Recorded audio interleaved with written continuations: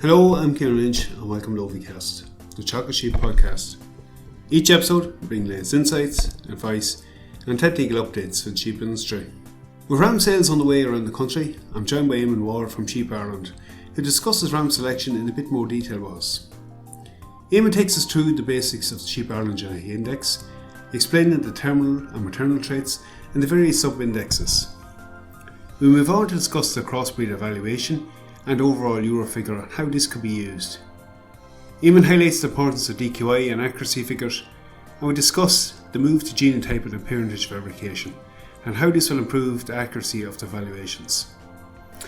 With the majority of the information now coming from commercial flocks, Eamon emphasises the relevance of this for the overall evaluations and the importance of it for commercial producers. We finish up with Eamon discussing this year's multi-breed ram sale and giving us a bit more detail about the sale itself. We start off, however, with Eamon emphasising the importance of paying attention to ram functionality at the time of purchase. I guess, the indexes now have a big role to play, I guess, in farmers' breeding decisions when purchasing their ram. But our message, our number one message is still that the physical assessment of the ram is still critically important, and maybe we feel maybe in recent years that message might be a little bit lost, that people are maybe over focusing maybe on the indexes and maybe feel that the indexes alone, will circumnavigate all the old traditional checks that you need to do when purchasing a ram. But that's not the case. Those physical checks and the background check on that ram, that needs to be in place. So the teeth, the feet, the testicles, the condition of the ram, all those things need to be assessed well in advance of looking at the indexes. So, we like to reinforce that message anytime we talk to farmers. The timing of the purchase of the ram is also critically important too. So, we advise farmers to get out as early as possible, so that the ram, has plenty of time to acclimatise, that especially that new ram, when it comes to the farm. But look, once those checks are done, the indexes definitely have a huge role to play. Luckily we're finding more and more farmers are starting to pay attention to the indexes and use them, and as a result, more and more pedigree ram breeders are starting to engage with performance recording and provide this valuable information to farmers around the country. As you indicated there, it's vital that he's functional and correct and fit for purpose, so he meets the spec what the farmer wants as well. But then getting the index of the genetic information correct behind him, Eamon, you just take us through it for a moment. Like, there's a lot of information available now, so there is. What do they need? What are the key things we need to look for? We might drill down into it in a bit more detail after that. Yeah. So luckily, the bank of information is growing every year, and we're learning more and more about the various bloodlines in the various breeds. We're learning more every year as more breeders get involved and as the data builds up over the years.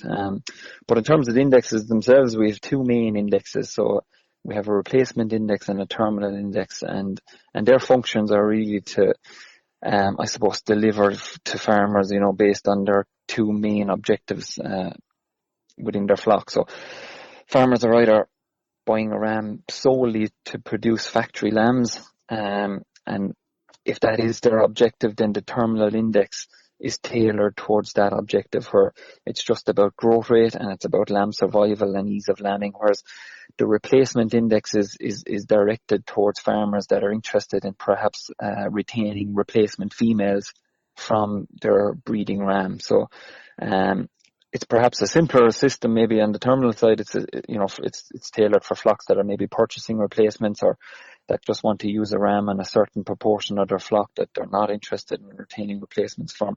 Whereas the replacement index is, I suppose, it's an all-encompassing maybe index that takes in key maternal traits such as daughter's milk and number of lambs born and things. So key replacement traits that'll drive, hopefully, improve profitability from your replacement females. And it's not mutually exclusive. Like, you can get a ram that's very good on terminal traits and has maternal abilities as well.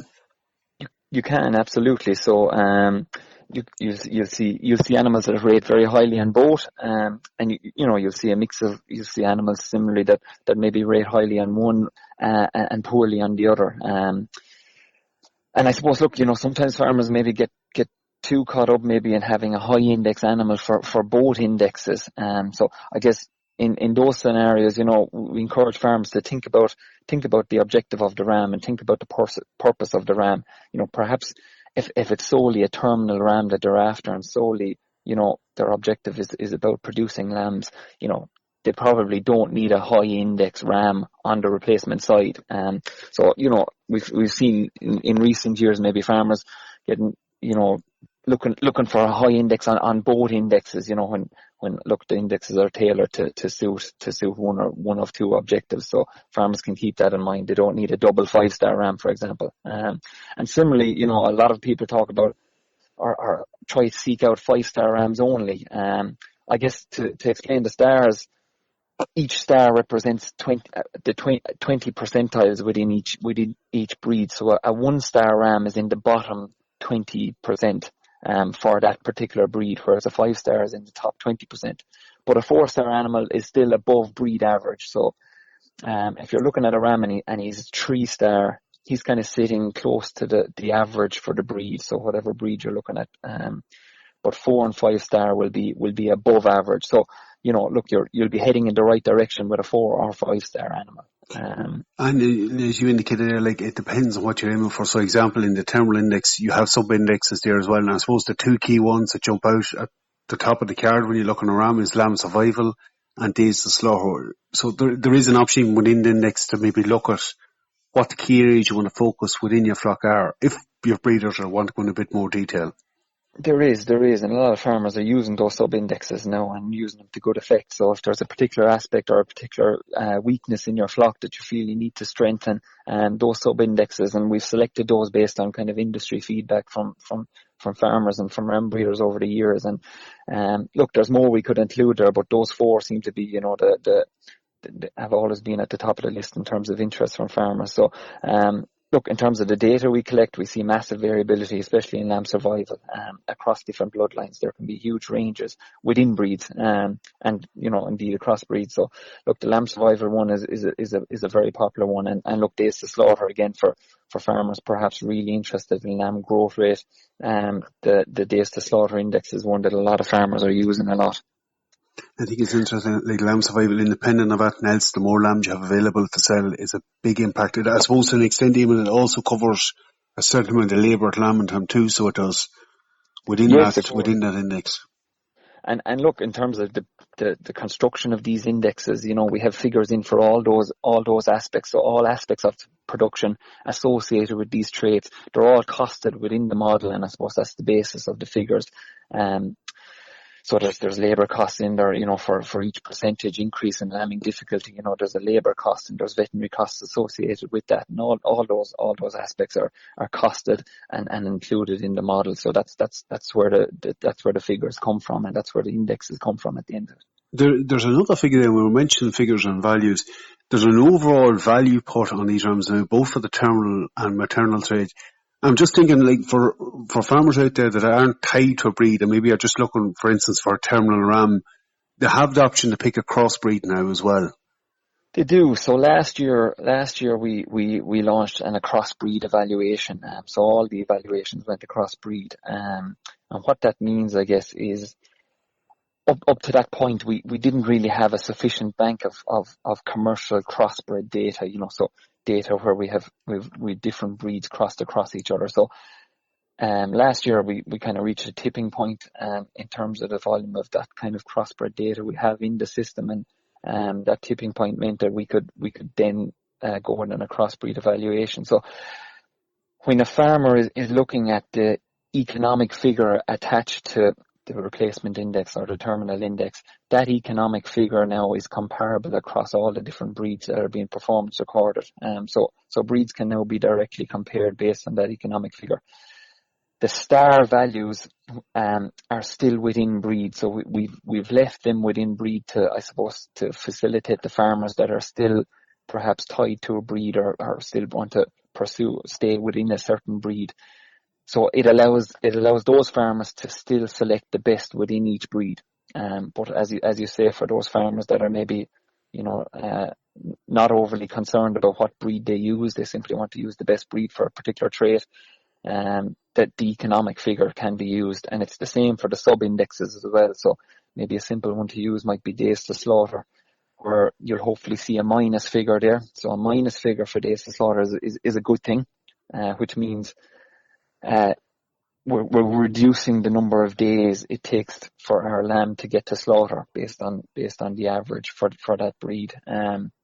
So that minus figure now, whether it's a Texel or a Suffolk or a Belter or a Charolais, whatever breed you're using, that figure can be compared. So you can compare a cross breed with those figures. So look, hopefully that will be a very valuable tool, for farmers that are, heading out there for looking for the best ram in particular traits. It's a very useful option to have for a commercial farmer. I'm just thinking, like, there's other very important information on that index that's worth paying attention to. Just in terms of, like you're saying, picking between breeders, you've mentioned several times before about the DQI and the importance of it. Maybe just for the benefit of the listeners, you'll explain what that is and why it's relevant. Yeah, so the DQI is I suppose was born out of requests, I guess, from commercial farmers to know how much data, I guess, a breeder is submitting into the evaluation system. So I suppose every ram breeder that joins up to Lamb Plus or Sheep Ireland to performance record each year, we request them to record a huge amount of information throughout the year. And it adds a very large workload to these ram breeders. So the DQI reflects, it's the data quality index, and what that is a reflection of, it's a percentage figure out of 100. And the closer the breeder is to 100%, it reflects, that breeder has pretty much recorded everything that has been requested of them. So for a commercial farmer or anyone purchasing a ram, it's a great indicator of, I guess, the commitment maybe of the ram breeder to performance recording within that year. So, as high a percentage DQI as possible, or, and you'll see variations within a catalogue, but, we recommend breeders to purchase from flocks with a high DQI because, look, I guess that means that the breeder has submitted as much data as they possibly can, which again then gives the evaluation, I suppose, the best possible chance of being accurate for you, the purchaser. The DQI is similar, there's another percentage figure attached to each evaluation as well, and it's the accuracy percentage figure. Now, the DQI differs to the accuracy percentage figure. The DQI is a reflection of how much breeder data, or how much data the actual individual breeder has submitted, whereas the DQI, or the accuracy percentage attached to the each index, is a reflection of the amount of data recorded on a particular bloodline. So when using the indexes, our advice to purchasers is while trying to get a high index ram, equally you should be trying to find as high an accuracy percentage as possible attached to that genetic evaluation, because that is a key indicator, I guess, as to how believable or how reliable that index can be, given the amount of information that's recorded for it. The DQI really is a reflection of breeder engagement in the process. The accuracy figure, Eamon, what should you be looking for there in a typical, like ram lambs or the common purchased one in Irish scenarios? What kind of figures should we be looking for some of them key traits? Yeah, so look, I suppose as a direct result of increased engagement year on year by breeders and by farmers using these indexes, as the information and the data has built on our bloodlines and our sheep breeds over the years, the accuracy is steadily increasing every year, and our average accuracy is climbing a couple of percentage points year on year. For a ram lamb in the sales now over the course of this sales season, the upcoming sales season, a good accuracy we'll see 50% accuracies attached to ram lambs, and we'll see even higher than that. You may see, if there's good a large volume of commercial data behind a ram lamb now, and perhaps if that ram lamb has been genotyped, you may see 60% accuracy attached to ram lamb, which is as high as we've ever been. If it was 4 or 5 years ago, I'd probably be telling you that a high accuracy is 35% or 40%. So that kind of, I suppose, indicates the gain that's being made It's in recent years. jumping year by year. It is. The genotyping is a relatively new on the scene for ram lambs. Maybe just explain that to us a bit more. Yeah, so genotyping, I suppose, is complex, I guess, but it can be simple as well in terms of, look, it's using the DNA, so it's collecting a DNA sample from a sheep, sending that DNA sample to a laboratory where we can do detailed analysis and look out for certain traits within that DNA. What a big benefit of the genotyping and this DNA work is our ability to confirm the parentage of animals. So for purchasers of a ram lamb, that's a key thing from an evaluation point of view, because a lot of the evaluation is based on the parentage and the data collected on the family tree. So when you're looking at a genetic evaluation, that genetic evaluation isn't just built on the individual animal's information. It's built on the information gained from the entire family tree. So if that family tree is incorrect, or there's a sire that is incorrect, or a dam that's incorrect, it has the potential to totally change the genetic evaluation for that animal. So to have the animal genotyped and to have the parentage verified as correct, it's a huge benefit. And I suppose, look, it just provides more guarantee that the genetic evaluation is as accurate as it possibly can be on the day of purchase. And it's lifting accuracy in them individual traits. It is. The other thing you mentioned there, and I think it's very important, that has an impact on accuracy, is the amount of commercial data behind it, and even for the overall evaluation is very important. You've seen that increase a lot over the last number of years, and it's been over half your data is basically come from commercial farms for a long time now.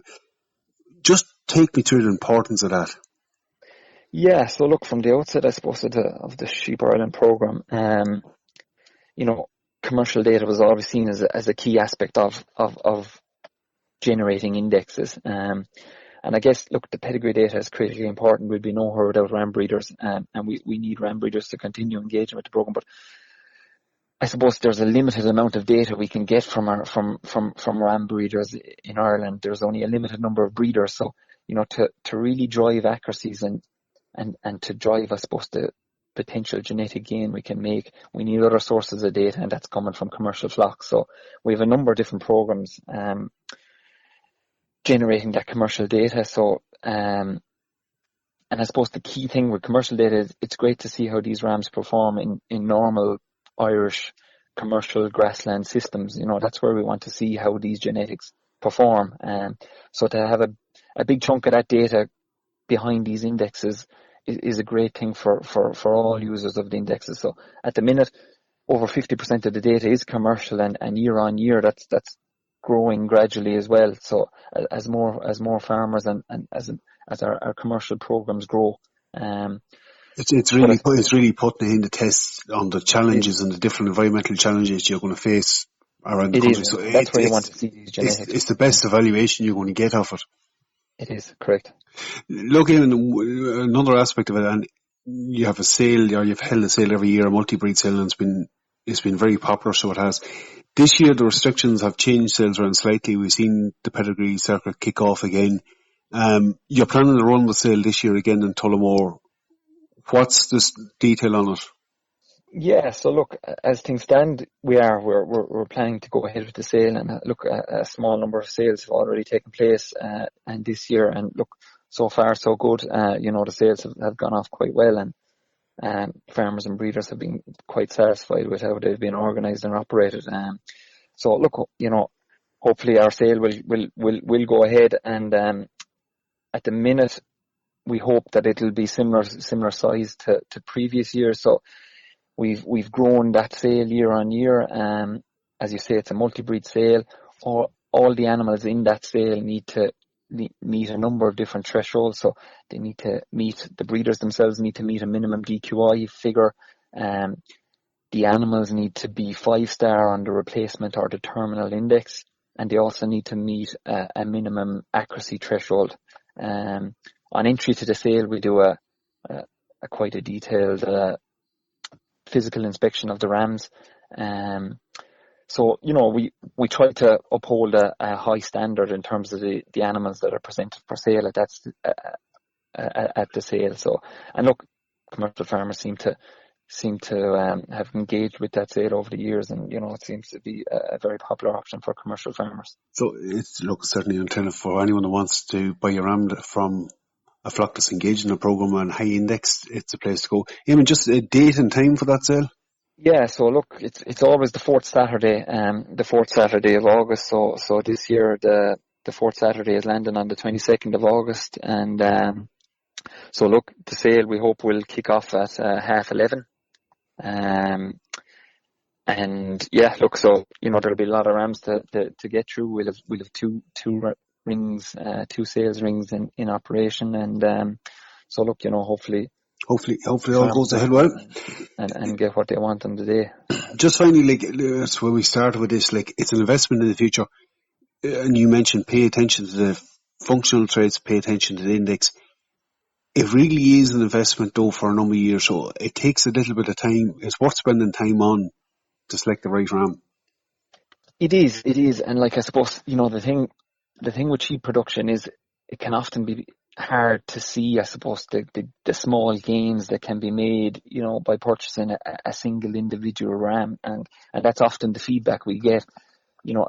A single high index ram among a flock of 4 or 5 other stock rams, the small benefits may be delivered by that high index ram, may not be very visible unless the flock is performance recording their sheep, at kind of an intensive level. So our advice, I suppose with indexes, and it's the advice given in other industries too, in dairy and beef, and is to try and build, I suppose, a team of high index rams, or try to purchase high index rams consistently over a number of years, and that if that commitment is given to, I suppose, the indexes, that over time, and look, indexes move, and we haven't gone into it much here, but there is potential for indexes to move as data is continuously feeding in and being submitted to these indexes, and so there is potential for indexes to move, and that can be very frustrating for farmers. But over time, if you consistently buy high index animals, despite an odd one moving,